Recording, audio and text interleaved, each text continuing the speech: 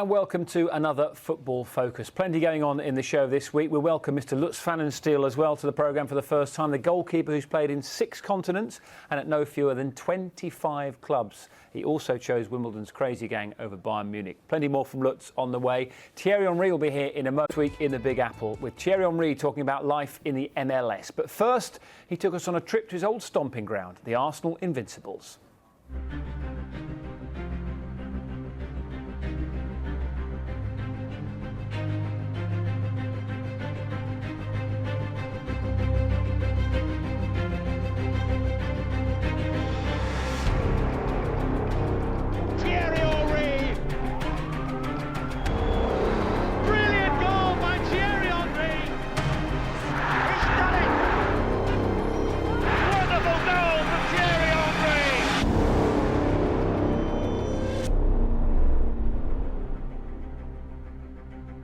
Thierry, it's 10 years now since the Invincibles season. Can you believe where those 10 years have gone?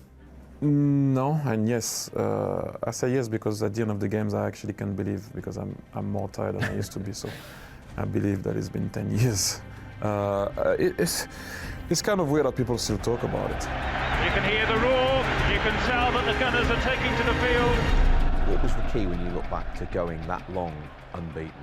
The key for me was the all-togetherness. All-togetherness, and that team was special for me because people always talk about the Arsenal way. What I liked about that team is the unselfishness of everyone.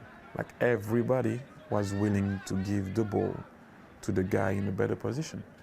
It was like the generosity of that team was outstanding, and we always wanted to share with each other, and that's something that it's pretty rare.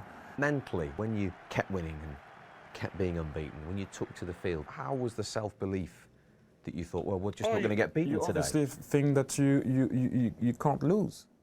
Which is an incredible feeling as a footballer. It is, but just imagine every time the team that you're playing wants to be the one. So you can't just be like, oh, we're unbeatable. No, it was an everyday process to make sure that we're going to stay unbeaten, and have the same preparation in every game, whether we're playing United or we were playing Leicester. You mentioned United; they were your big rivals. At that time, the team was kind of most likely to stop United was Arsenal. So we knew every time that if we could beat them, that could maybe affect them a bit, and then vice versa. And that's always the way it was when we were playing them. But I said so many times, the title sometimes wasn't only there. Obviously it is the game, but you need to be good the whole season. We did maintain it for a longer period, and that's when we stayed unbeaten for 49 games. The hardest part for me during that run is when you're already champion, when we clinch the title at the Lane.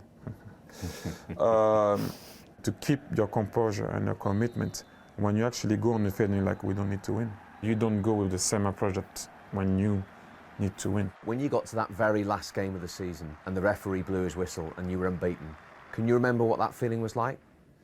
I do clearly, and I think that's when we realized what we had done. Obviously, apart from Preston North End, there's nothing in the modern era playing the amount of game that we played, Champions League with it, you got a national team, I remember saying, at the end of the day, we will be, and we'll always be, the first team to do it. People are talking about it now with Chelsea, very early days. Do you think Chelsea could go through this season unbeaten in the Premier League? Yeah, I think they can. I think any team at the beginning of the season that are still unbeaten, I believe that they can do it. When you win, it does help, and they're winning. They're winning, so obviously you get more confident. You get that momentum that you basically think that you can't lose. But when you're the first, you're the first. Someone can do better, but you were the first team to do it in the modern game. Is the MLS developing more interest? Did the success of the World Cup in the summer help? There is an education about the game.